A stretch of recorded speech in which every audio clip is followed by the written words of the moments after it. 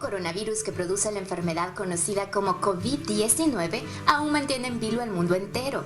Después de 8 meses de que se reportara el primer caso del virus en China, las tasas de contagio siguen creciendo en varios países, superando hasta la fecha los 25 millones a nivel mundial.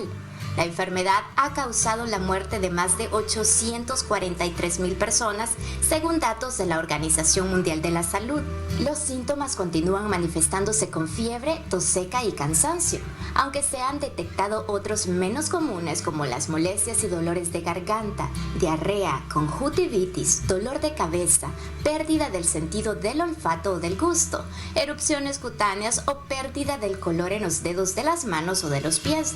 También puede manifestarse con dificultad para respirar o sensación de falta de aire, dolor y presión en el pecho e incapacidad para hablar o moverse. Los estudios médicos actuales sugieren que el COVID-19 aún se propaga entre las personas por contacto directo e indirecto a través de objetos o superficies contaminadas, o por contacto cercano con personas infectadas a través de secreciones de la boca y la nariz.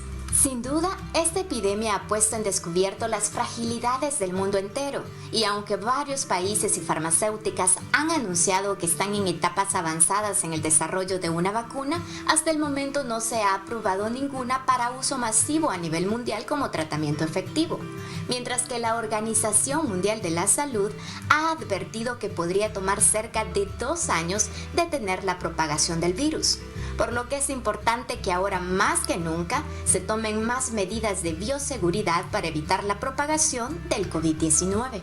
Para conocer las actualizaciones en investigación acerca de este virus, continúa en sintonía de Salud TV.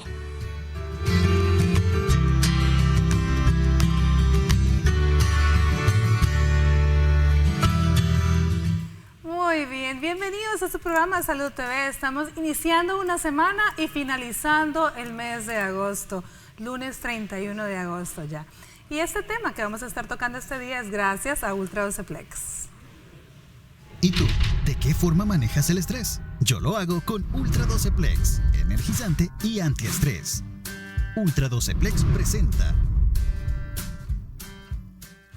Así es, como vieron en la cápsula, este día estaremos hablando de los hallazgos nuevos en COVID-19, así que ese es el tema que estaremos tratando. ¿Y tú? ¿De qué forma manejas el estrés? Yo lo hago con Ultra 12 Plex, energizante y antiestrés. Ultra 12 Plex presentó.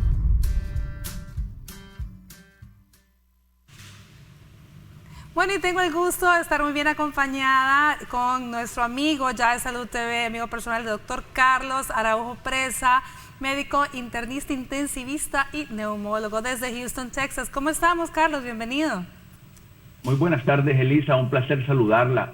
Y desde Houston saludar a todo El Salvador y a toda la población que está haciendo lo mejor para salir adelante en esta pandemia. En especial a la promoción 86 del Liceo Salvadoreño. Un abrazo de León Jodido y un abrazo de hermano a mis compañeros de la Universidad Evangélica del 94. Bueno, estoy segura de que ese mensaje ya fue recibido, porque repito, siempre todos sus amigos y colegas están muy pendientes cuando usted va a estar acompañándonos, así que qué bueno tenerlo, Carlos, nuevamente. Bueno, teníamos días de no tocar el tema nosotros en Salud TV como COVID-19 como tal, y también pues de no tenerlo con nosotros, así que pues me encantaría que nos cuente un poco cómo está la situación por allá, y luego hablamos un poquito de lo que está pasando en estos momentos, que nos tiene contentos la baja de casos en nuestro país, pero seguimos con cautela, con prudencia, con miedito, porque ya sabemos lo que ha pasado en otros lugares. Cuéntanos un poco cómo están ustedes, Carlos. Así es, Elisa. Después de que observamos la segunda ola, que fue incluso superior a la al primer pico que esperábamos, para que usted tenga una idea más o menos de cómo estamos con los casos, a nivel hospitalario, en el nivel máximo de casos llegamos a tener 471 casos de COVID ingresados y actualmente tenemos 185. Wow. Así que podemos reportar de que aproximadamente los casos han disminuido a 1/3 de lo que fue su máxima expresión. Bueno, imagínense, nosotros estamos muy contentos porque incluso el fin de semana el reporte es de menos de 100 casos, pero repito, sabemos cómo se ha comportado, todavía estamos esperando cuál va a ser el resultado después de la vacación de agosto, en la que pues ya mucha gente visitó playas, visitó lugares en los que estuvieron, dijéramos que dejaron a un lado un poco el distanciamiento físico entre las mismas familias o amigos. Así que a ver cómo nos va. Y luego pues la reapertura. Espero en Dios que de verdad sigamos así, pero repito, hay que tener cautela. Carlos, entonces estamos hablando menos de 200 pacientes ingresados actualmente. O sea, eso sí, es bueno. Ahora, ¿qué de nuevo hay? ¿Qué nuevos hallazgos? ¿Qué nueva sintomatología? ¿Qué nos puede contar en relación a la evolución del COVID? ¿Se ha alargado? ¿Se ha hablado de un COVID largo? Cuéntanos un poquito. Así es. Prácticamente en lo que se refiere al tratamiento del virus, hemos tenido noticias positivas y negativas. La noticia positiva, por ejemplo, es de que el plasma del paciente convaleciente sigue funcionando, de tal forma que el estudio más grande que había aquí en Estados Unidos y que estaba programado a durar 1 año, fue cerrado este fin de semana, porque ya hay datos suficientes como para publicar y decir esto sí ayuda. Así que eso es positivo. En el lado negativo tenemos que todos aquellos inhibidores de la IL-6 que se llaman el TOSI, el Aptenra, y que fue utilizado por muchos médicos en casos serios, pues se ha demostrado que no funcionó. Incluso la fábrica que lo produce, que es la compañía Roche, ha dejado de producirlo con esas intenciones. Eso es desde el punto de vista de tratamiento. Ahora, las otras cosas nuevas es que cuando empezó la pandemia teníamos los asintomáticos o presintomáticos, los casos leves, los casos moderados, los casos críticos, los casos fatales, y ahora nos encontramos con un nuevo grupo, el que nosotros, bueno, esa palabra yo me la acabo de inventar esta mañana para poderme referir a usted, lo que yo llamo aquí el COVID largo. La pandemia tiene 8 meses en el mundo y aproximadamente de 5 a 6 meses en los Estados Unidos. Con un tiempo medio de enfermedad de 11.5 días, nos sentimos felices de decir, bueno, el que se salvó, al que no le dio fuerte, no le dio fuerte, pero el virus sigue sorprendiéndonos. El virus sigue sorprendiéndonos y nos sigue diciendo, no soy una simple gripe.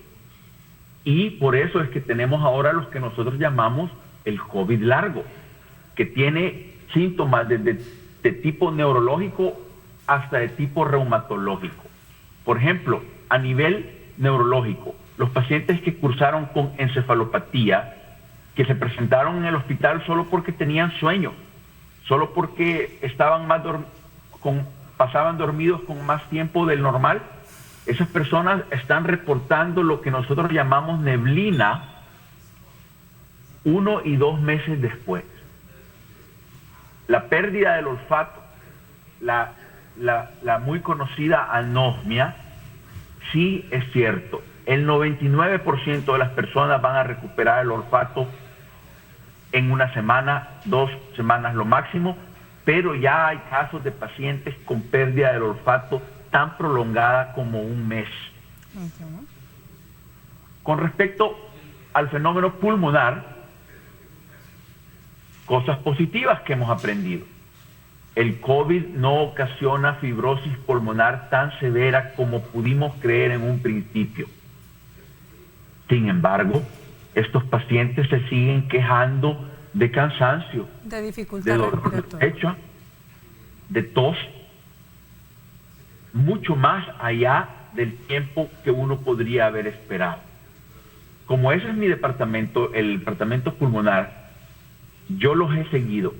Rayos X normal, scan normal, anticuerpos positivos, oxigenación normal, pero estos pacientes siguen presentando espirometría similar a los pacientes asmáticos y una disminución de la difusión de monóxido de carbono que podría correlacionar con el cansancio. Así que ustedes, compañeros galenos en El Salvador, se van a topar con estos pacientes que les llegan a sus clínicas 1 o 2 meses después diciéndoles: estoy cansado, no he podido volver a ser el mismo, ya no puedo ir al gimnasio. Bueno, cuando abran los gimnasios, y por favor no los manden a la casa creyendo que son ansiosos, porque es verdad. Claro, eso va a pasar, la tos va a pasar, las sibilancias van a pasar, el cansancio va a pasar. Donde creemos que va a existir un daño más prolongado y probablemente permanente es en los que han tenido afección del corazón. En el pasado, yo no sé si tú te recuerdas que hice un video acerca de los problemas cardiovasculares que se podían presentar en el COVID, y en ese día decía que era indistinguible de un ataque al corazón y había elevación de las enzimas cardíacas y cosas por el estilo. Bueno, hemos descubierto que hay pacientes que no eran hipertensos y que ahora son hipertensos.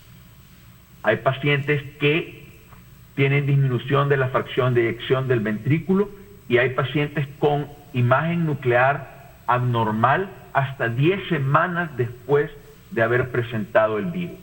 Así que la observación sigue, los estudios siguen, pero al parecer el COVID está aquí para quedarse.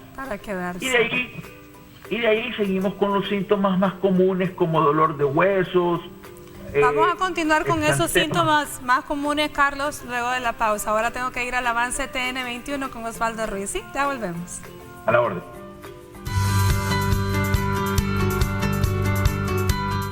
Después de varios meses de estudio, la Organización Mundial de la Salud decretó que el COVID-19 afecta mucho más que solo la respiración de los pacientes, ya que nuevos indicios han sido asociados a esta enfermedad, puesto que algunos pacientes han presentado nuevos síntomas como confusión, sobre todo en adultos mayores, problemas gastrointestinales, particularmente diarrea.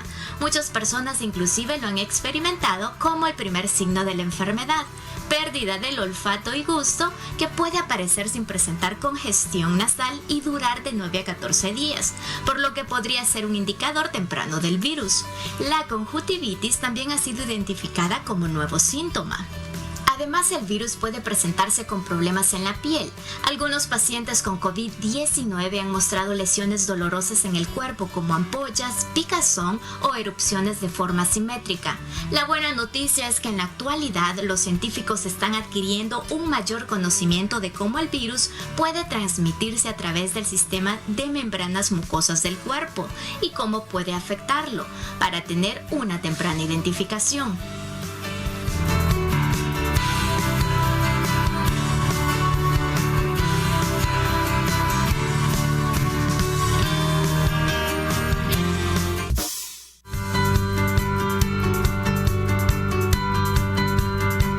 El esfuerzo global para desarrollar y asegurar vacunas contra el COVID-19 se está acelerando. Los investigadores están informando de positivos avances en estudios preliminares donde varios países están firmando acuerdos para asegurar suministros. Se están desarrollando más de 160 vacunas a nivel mundial, impulsadas por un programa operacional del gobierno de Estados Unidos y otras iniciativas para acelerar su desarrollo. Las vacunas de la Universidad de Oxford están entre las más avanzadas, mientras que un laboratorio chino recibió autorización para una distribución limitada de su vacuna entre los militares chinos, y el Ministerio de Defensa de Rusia sugirió que su vacuna experimental, respaldada por el Estado, pronto podría estar lista para su uso.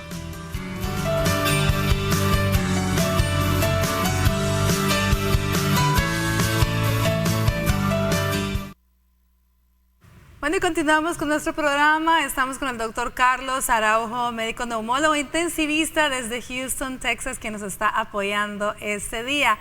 Carlos, muy interesante definitivamente. Entonces, esto es lo que usted le ha llamado el COVID largo, pero realmente pues sí estamos viendo muchos casos nosotros acá de gente que a lo mejor no fue hospitalizada, pero que sí se está manifestando o está consultando continuamente por cansancio, por taquicardia, entre otros. Entonces, como bien dice usted, pues definitivamente los que fueron afectados a nivel cardiovascular son los que van a presentar más síntomas, ¿cierto? Ciertamente. Y usted tocó un tema bien importante. Al principio creímos que solo las personas que habían tenido enfermedad moderada o severa y que habían sido ingresados eran los que iban a presentar el COVID largo. Por supuesto que son los que más frecuentemente lo van a presentar, pero también los pacientes que no fueron hospitalizados, los pacientes que lo presentaron de una manera ligera, también hay pacientes que han presentado problemas de síntomas del COVID largo que le llamamos por un tiempo muchísimo mayor del que esperábamos. Ya hay pacientes con cansancio y fatiga por 3 meses. 3 meses es lo que usted les ha logrado dar seguimiento. Sí, ya hay pacientes con pérdida del olfato de 6 semanas.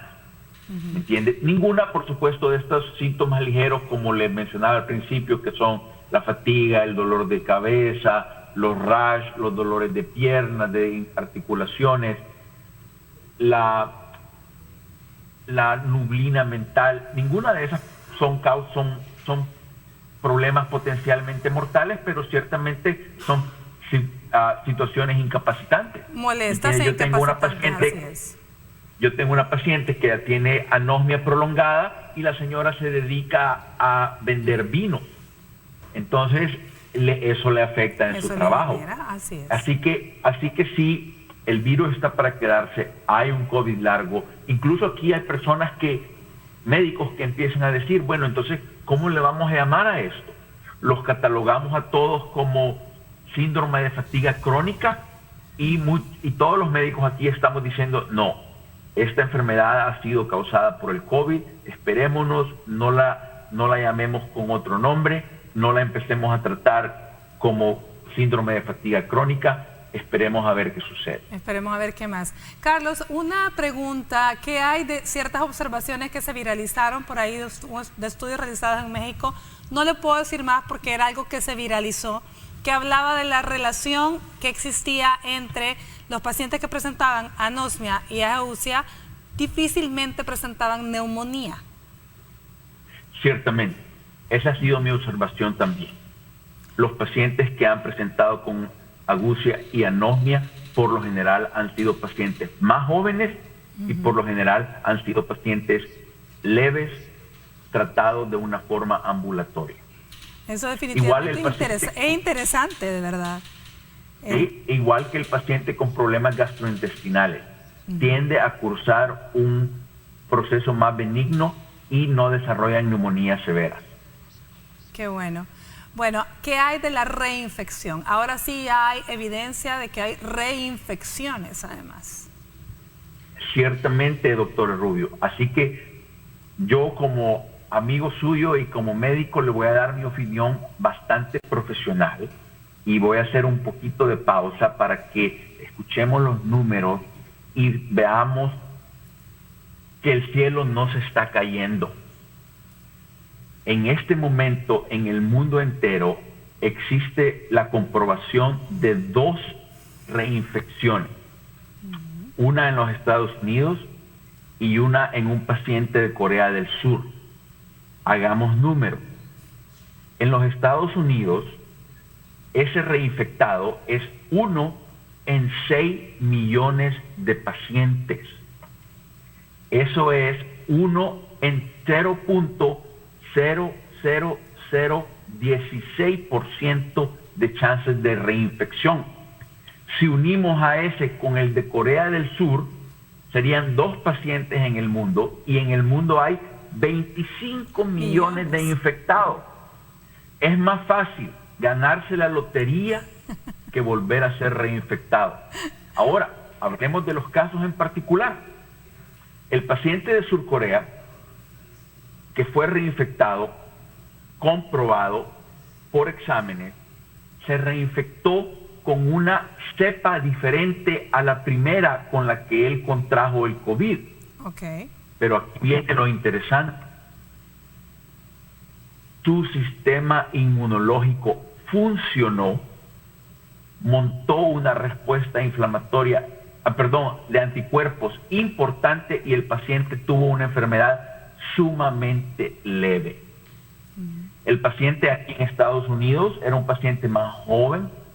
En su segunda enfermedad montó una inflamación más significativa, tuvo que ser hospitalizado, pero está bastante bien, y montó respuesta inmunológica. En los dos casos, la cepa del virus fue diferente. Fue diferente.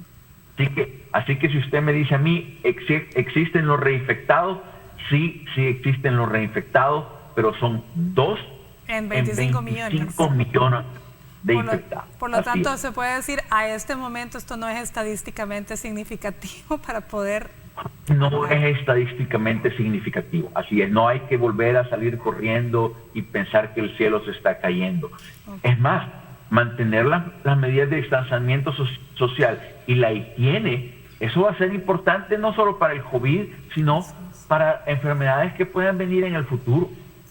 Muy bien. Carlos, vamos a nuestra sección de Peace and Yoga, pero le dejo el tema que vamos a estar hablando después. Inmunidad, y vamos a hablar de vacuna, ¿ok? Esperado.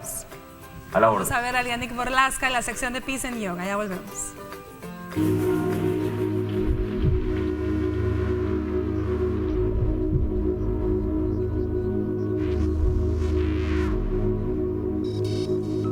Hola amigos de Salud TV, soy Lianik Borlasca y el día de hoy quiero mostrarles cómo sentarse correctamente para alinear el cuerpo efectivamente en la clase de yoga. Hay varias opciones para colocar tus pies. Primera variación es apoyar los pies uno enfrente del otro, alineando talón enfrente de talón. Segunda opción, colocar un pie arriba del otro, procurando que las rodillas estén cómodas. Tercera opción, que es la más común, cruzar las piernas de esta forma, sin embargo esta es la menos conveniente por ser menos cómoda durante la clase. Ahora la posición de la cadera. Procura que la cadera gire hacia adelante para que la espalda comience a mantener la posición vertical. Los hombros suavemente girados hacia atrás hasta que apenas empiecen a actuar. Los brazos están relajados y puedes colocar tus manos con las palmas volteadas hacia arriba o con las palmas volteadas hacia abajo, pero siempre encima de las rodillas para acentuar la relajación en tus hombros. Finalmente, el mentón paralelo al piso, ni muy arriba ni demasiado abajo, sino que buscando un punto intermedio entre estas dos alturas y llevado suavemente hacia atrás para que la columna tenga una alineación natural. Si por alguna razón es imposible para ti sentarte cómodamente, entonces puedes tomar un bloque como este de los que ocupamos en la clase de yoga y colocarlo debajo de tu cadera, como un banquito. De esta manera la cadera se relajará y las piernas caerán por su propio peso. Sentarse correctamente mejora la conciencia del cuerpo, de la respiración y la concentración. Aumenta la flexibilidad de caderas y rodillas y estira los muslos, pantorrillas y tobillos. Siempre que practiques cualquier asana, hazlo bajo la supervisión de un profesional certificado que te ayude a adaptarla según tus propias capacidades. Para Salud TV soy Lianik Borlasca y esto es Peace and Yoga. Namaste.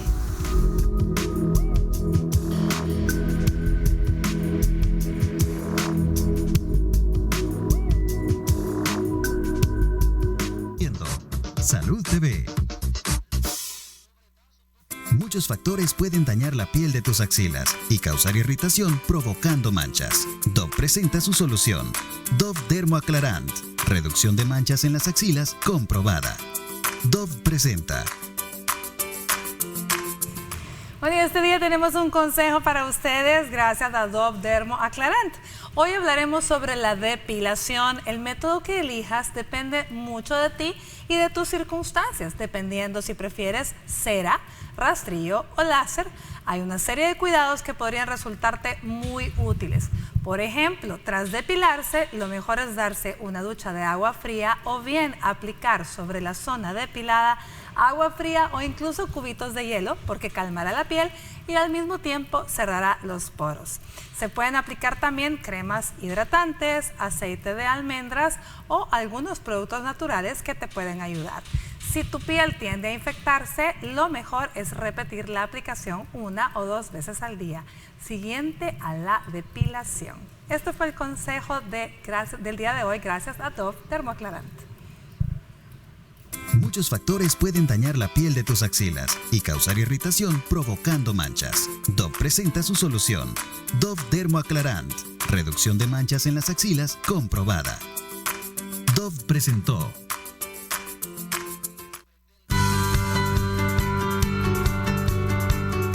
Según un nuevo estudio, las mujeres producen una respuesta inmunológica más poderosa que los hombres ante el COVID-19. El virus puede afectar a cualquier persona sin importar sexo, edad o raza, pero los hombres mayores tienen hasta el doble de posibilidades de enfermarse gravemente y morir que las mujeres de la misma edad, puesto que un estudio que examinó la respuesta inmunológica diferenciada por sexo concluyó que los hombres producen una respuesta inmunológica más débil al virus que las mujeres.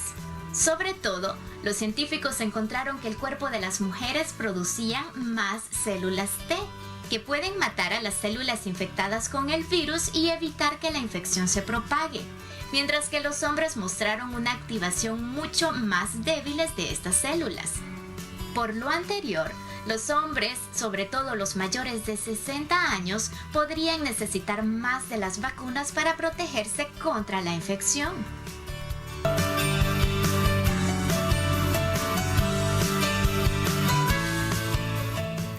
Muy bien, buen provecho a usted que está almorzando, gracias por permitirnos acompañarle. Este día estamos hablando de los hallazgos nuevos en COVID-19 y estamos con el doctor Carlos Araujo desde Houston, Texas, neumólogo intensivista, y se incorpora con nosotros el doctor Luis Guillermo Castaneda, pediatra. Él es el presidente de la Asociación Nacional de Pediatría. ¿Cómo estamos, Luis Guillermo? Bienvenido. Hola, buenas tardes, ¿cómo estás? Muchas gracias por la invitación. Buenas tardes y saludar a toda la audiencia y al doctor que nos acompaña. Para mí un gusto estar siempre en tu programa discutiendo sobre esta temática. Excelente, Guillermo. De verdad que es un gusto para nosotros también que puedas acompañarnos. Fíjate que estábamos viendo, en definitiva, lo que nos comenta Carlos, cómo se está comportando, que hay síntomas, definitivamente aquí hay un COVID largo, una forma en la cual la sintomatología persiste por más tiempo en Estados Unidos, pero a mí me gustaría saber un poquito más sobre la situación en nuestro país en relación a los niños. Lo digo porque tú de primera mano, por la posición en la que estás y pues estás en el Bloom, ¿cómo ves la situación tú con nuestros niños? Porque son datos que no escuchamos mucho, pero cuando vemos detenidamente la gráfica en la plataforma web, ahí vemos que hay niños entre menos de 9 años, hay bastantes casos reportados. Sí, efectivamente los niños no están exentos de la enfermedad. Sí, lo hemos visto en todos lados del mundo y los niños no son los principales afectados. Afortunadamente, pues por varias capacidades o facultades fisiológicas que los niños tienen, las manifestaciones clínicas de la enfermedad no se dan de la manera tan agresiva como lo hemos visto en los adultos. Por un lado, y por el otro, pues hay ciertas teorías que manifiestan que los niños, teniendo menos receptores AC2, que son los que están relacionados con la captación del virus y la infección del virus, tienden a tener no solo una menor incidencia de infección, sino que una menor posibilidad de transmisión de la enfermedad. Claro, todo esto son teorías. Hoy día pues se manejan también otras teorías en las cuales pues se está hablando de que esto es así, precisamente porque todavía no están plenamente abiertos los centros escolares, en los cuales pues definitivamente va a haber una mayor infección o por lo menos contacto con el virus de los niños, ¿verdad? Pero sí, en efecto los niños sí tienen una manifestación mucho menor, tienden a tener síntomas mucho más leves, tienden a no tener complicaciones, excepto aquellos niños que pueden tener algún tipo de comorbilidad o enfermedad predisponente o enfermedad debilitante que les haga tener más riesgo de complicaciones.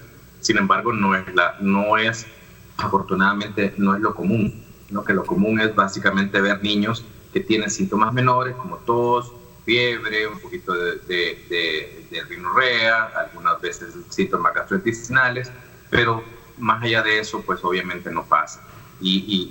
Pues últimamente, de mayo para acá, pues hemos estado viendo esta reacción inmunológica, que es el síndrome inflamatorio multisistémico asociado al COVID en los niños, pues que ha llevado a otra gama de la enfermedad del COVID, una enfermedad más agresiva, pero que afortunadamente no ha sido tan severo o tan frecuente como lo han descrito otros centros, otros países, otras áreas. En nuestro país pues hemos tenido sí casos de eso, pero afortunadamente no son muchos. Ok. Bueno, Carlos, habíamos dejado en el tintero hablar sobre la inmunidad, ya que estábamos hablando que las reinfecciones, pues afortunadamente no tenemos datos estadísticamente significativos, pero ¿qué hay de la inmunidad? ¿Qué se sabe hasta este momento? ¿Hasta cuándo una persona realmente está protegida? Muy bien, le agradezco infinitamente que haya tratado este tópico, porque yo siempre me mantengo en contacto con El Salvador y quiero mi país como nadie, y algunos de mis compañeros han recibido lo que se llama un carnet de inmunidad o un carnet de recuperado. A nivel mundial esos carnets se podrían denominar como pasaporte de inmunidad. Quiero decirle, Elisa, que con lo que sabemos ahorita de la inmunidad con respecto al COVID, nadie está recomendando el uso del pasaporte inmunitario o el carnet de recuperado. Incluso la Organización Mundial de Salud el 24 de abril se pronunció en contra de eso por dos razones. La primera es porque la exactitud y la variabilidad de los test que tenemos para anticuerpos no es uniforme. Hay cientos de marcas en el mercado y nadie las regula, nadie las controla, quién tiene acceso a ellas. Entonces, quién es inmune y quién no es inmune depende de un test que no es verificable. La otra cosa es que todavía no existe una seguridad de que exista una protección universal después de haber padecido el COVID-19.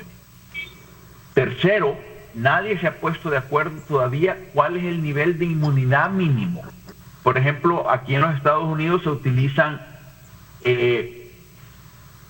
fracciones, uno en 60, uno en 120, uno en 180, y en países europeos o en El Salvador se utilizan números 4, 5, 6, 7, para demostrar quién o no tiene un número suficiente de anticuerpos para protegerse contra el virus. Sabemos que tienen algún tipo de protección, pero no existe un nivel universal. Entonces, un carnet de inmunidad tendría un beneficio potencial bien limitado. Por ejemplo, si mi papá está enfermo de COVID y yo tengo mi carnet, yo lo puedo ir a visitar. Si yo me quiero montar en el avión y le están haciendo hisopados a todos y yo presento mi carnet de inmunidad, me monto más rápido que los demás.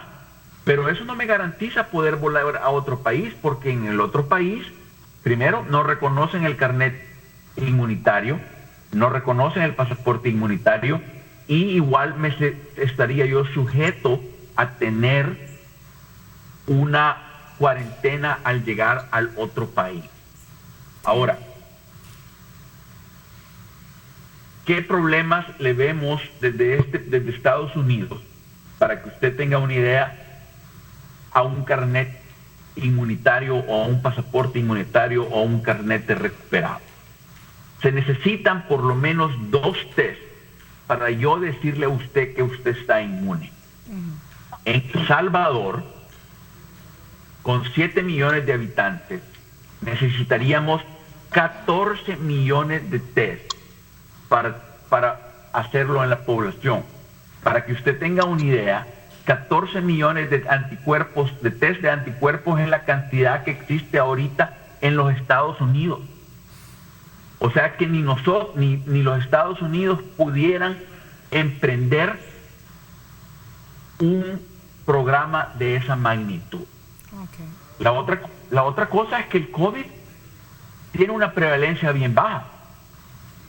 Y se han hecho estudios que si pudiéramos hacerle pruebas de anticuerpos a todos los pacientes, a todas las personas en los Estados Unidos, tendríamos un nivel de prevalencia del 0.43%.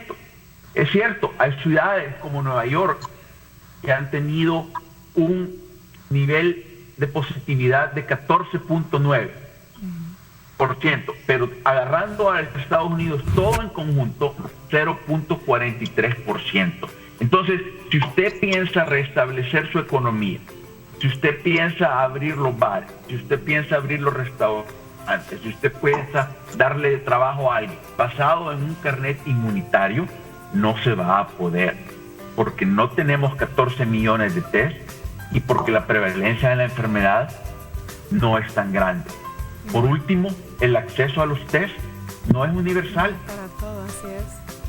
No, bueno, Carlos, creo que el mensaje definitivamente nos queda claro. No hay evidencia a este momento de que haya una inmunidad, por lo tanto, pues no podemos hablar de que si ya me dio, estoy protegida y nunca más me va a volver a dar, a pesar de que a este momento las reinfecciones son poco comunes, pero no podemos decir que hay inmunidad. Vámonos a una pausa y ya volvemos.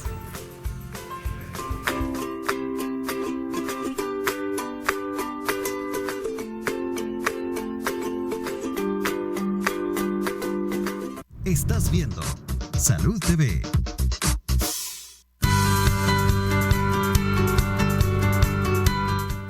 Muchos de los pacientes que han sobrevivido a la infección por el virus causante de la pandemia no se encuentran del todo restablecidos, debido a que estudios muestran que en la etapa de convalecencia los pacientes pueden presentar cansancio extremo, pérdida de masa muscular, tos, trastorno del sueño, caída de cabello y ganas inexplicables de llorar. Los médicos también señalan otras posibles secuelas, aunque son menos comunes, como cuadros de ansiedad o crisis de ansiedad, diarrea leve pero persistente y dolor de cabeza localizadas con hormigueos y venas hinchadas. En cuanto a los casos post-neumonía COVID-19, los especialistas indican que algunos pacientes recuperados experimentarán cansancio fácil o dificultad para respirar cuando hagan sus actividades diarias.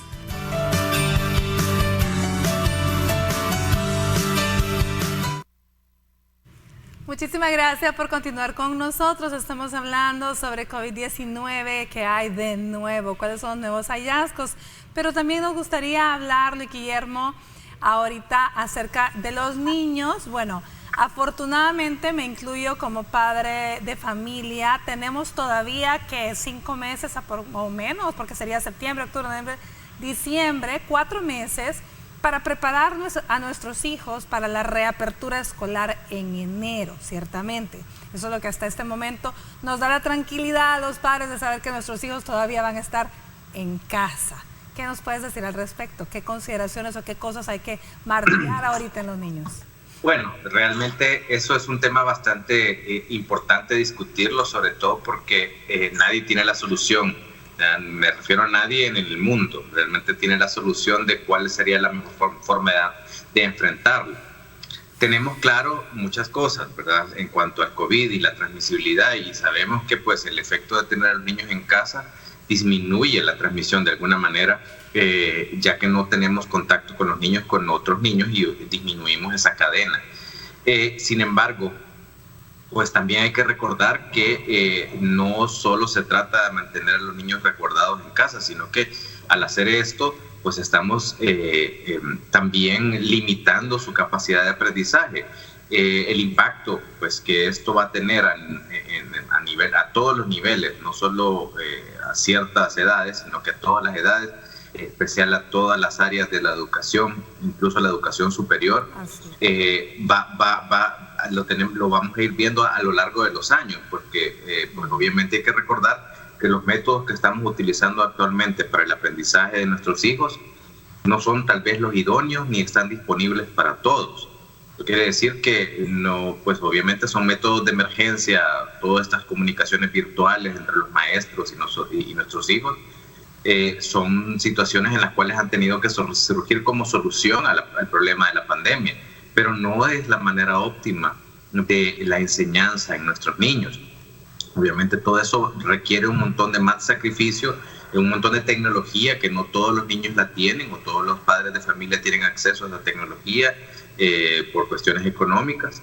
Y no digamos pues el esfuerzo extra que los padres tienen que hacer como maestros auxiliares en la casa, pues porque realmente antes era mandarlos al kinder y ahí los maestros pues, obviamente veían cómo solucionaban o hacían las dinámicas con los niños, pero ahora son los padres los maestros auxiliares, porque ellos tienen que estar asegurándose de que las indicaciones del maestro se cumplan en casa. Entonces, todo esto pues lleva a otra problemática, que es el hecho de que los niños en casa sí tal vez están un poquito más seguros del COVID, pero estamos limitando su aprendizaje, muchos de ellos estamos limitando incluso su nutrición, porque muchos de los niños, sobre todo en los programas públicos escolares, recibían algún tipo de nutrición, algún tiempo de comida cuando iban al colegio, y esto pues obviamente no se les está dando, entonces estamos limitando la nutrición de algunos de estos niños, que va a tener un impacto a largo plazo.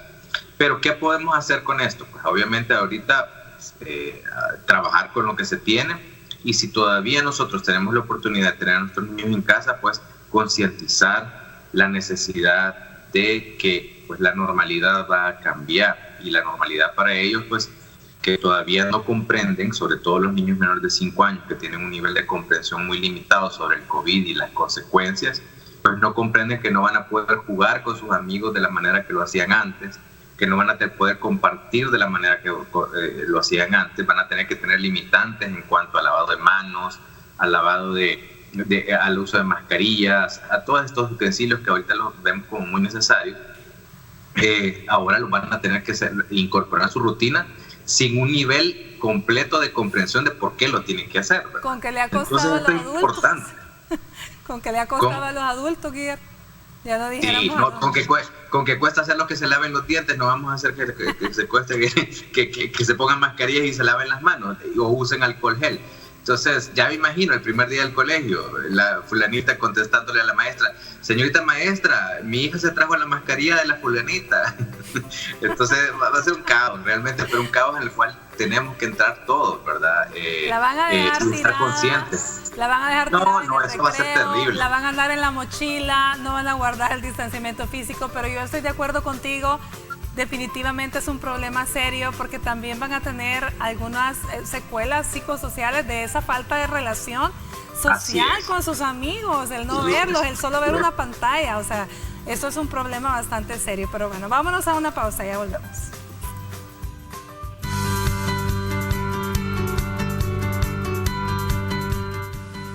Los investigadores de la Universidad de Hong Kong anunciaron el primer caso humano de reinfección por COVID-19. Se trata de un hombre de 33 años que dio positivo al virus en marzo. Se recuperó y se contagió de nuevo 4 meses después, siendo asintomático en esta segunda infección. Según los especialistas, el paciente fue infectado por 2 virus diferentes, por lo que creen que la reinfección es posible y que incluso las personas que han sufrido la enfermedad deberán vacunarse cuando el antídoto se encuentre disponible. Lo que aún no está claro es la verdadera frecuencia de la reinfección. De acuerdo con la directora técnica de COVID-19 de la Organización Mundial de la Salud, después de 24 millones de infecciones y la descripción de un solo caso de reinfección, hacen falta más investigaciones para determinar si la reinfección es un hecho común o es una excepción a la regla.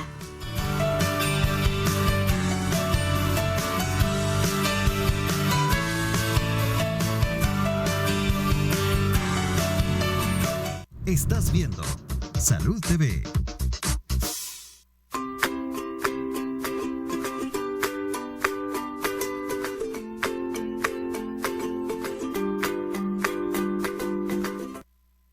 Muy bien, continuamos con nuestro programa y el tiempo va volando y hay mucho de qué hablar. Carlos, hablemos sobre la vacuna. ¿Qué sabemos de la vacunación hasta ahorita? Se dice que probablemente no va a ser necesaria una dosis, a lo mejor más, no se sabe si va a funcionar. Hablemos de la vacuna. Exacto. Como han explicado en tu programa, que lo he estado viendo ahorita en las pausas y es excelente la información que ustedes están dando a la población salvadoreña. Quiero felicitarte nuevamente por tu programa. Pero sí, como dijeron la vez pasada, existen como 100 vacunas siendo producidas en todo el mundo en diferentes fases, pero existen un par de vacunas que merecen mención especial. Primero, la población salvadoreña debe saber que una vacuna se produce en 4 fases. La fase preclínica, en la cual se inyecta la vacuna a primates no humanos y a ratones o cobayos para demostrar que produce una respuesta inmunológica. La fase 1 es en la que se inyecta la vacuna a seres humanos, pero a una muy pequeña cantidad de seres humanos voluntarios para ver que la vacuna produzca inmunidad, pero sobre todo para determinar seguridad, que no hubieron efectos secundarios severos. De ahí viene la fase 2, donde la vacuna se inyecta a cientos de humanos con el deseo de saber efectos secundarios, inmunidad y la dosis a determinar. Y finalmente la fase 3, que es cuando se inyecta ya a miles de personas para determinar cuánto inmunidad se produce, cómo es efectiva, y estas fases 3 por lo general tienen también grupos placebo. Como te repito, hay muchísimas vacunas en el mercado, pero unas pocas merecen mención. La vacuna Oxford, que es una de las que más se escucha, está siendo desarrollada entre la Universidad de Oxford, el gobierno británico y la compañía farmacéutica AstraZeneca. Esta vacuna es una vacuna que va a utilizar un adenovirus de vector, o sea, la partícula del COVID se insertará en el adenovirus y se va a dar el adenovirus al ser humano para que el ser humano produzca anticuerpos. Esta vacuna en fase 2 produjo una muy buena respuesta inmunológica, tanto humoral de anticuerpos como celular. Efectos secundarios solo fueron fatiga y dolor de cabeza. Ya está en fase 3. La siguiente vacuna que merece mención especial es una que ustedes van a oír con el nombre de Moderna. Lo importante de esta vacuna, siendo desarrollada por la compañía Moderna en los Estados Unidos, es que esta vacuna es RNA o ARN, no es DNA. Y como sabrá el doctor mejor que yo, el doctor pediatra, el doctor, que no existe ninguna vacuna ARN en el mercado actualmente. Así que esta sería la primera vacuna ARN para humanos en el mundo. Para los televidentes, por ejemplo, que sepan que el VIH es un virus ARN y por lo tanto podéis ver ahí la dificultad de crear una vacuna con respecto a este tipo de virus. Pero Moderna ya está en fase 3. Okay. Ha demostrado buena inmunidad celular y humoral y ya están inoculando a 30,000 voluntarios. Okay. En agosto 8 se empezaron a inocular. Yo conozco personas que han sido inoculadas ya con esa vacuna. Bueno, Carlos, realmente, como siempre, vamos a quedar en deuda con usted y con la gente porque hay tanta información que nos encantaría continuar hablando por horas, pero el tiempo se nos terminó. Guillermo, tu mensaje final a la población. Sí, muchas gracias. Realmente hay que recordar una cosa, que así como lo decía el doctor, hay mucha información que la estamos conociendo. Todavía faltan muchos años para saber realmente la realidad con el coronavirus y cómo tratarlo. Todavía las mejores medidas son la prevención, y la prevención se logra a través del distanciamiento, el uso de mascarillas, el lavado de manos. Y eso pues son cuidados universales que no tenemos por qué dejarlos a un lado. Incluso venga o no la vacuna, la empezamos a poner, eso todavía tiene que prevalecer. Y eso es algo que tenemos que transmitirlo a todas nuestras generaciones, incluso a los niños, y eso es lo que me refería antes, que tenemos que enseñarles a que eso va a ser la nueva normalidad. Así que pues ese es mi mensaje. Muchísimas gracias a ambos de verdad por habernos acompañado. Esperamos poder tener más programas con ustedes para poder seguir hablando del tema. Gracias, Carlos. Gracias, Guillermo. Bueno, gracias a ustedes. Gracias a ustedes que están en casita. Ya saben, a continuar siendo prudentes y siguiendo las medidas. Nos vemos mañana con otro tema. Bendiciones para todos.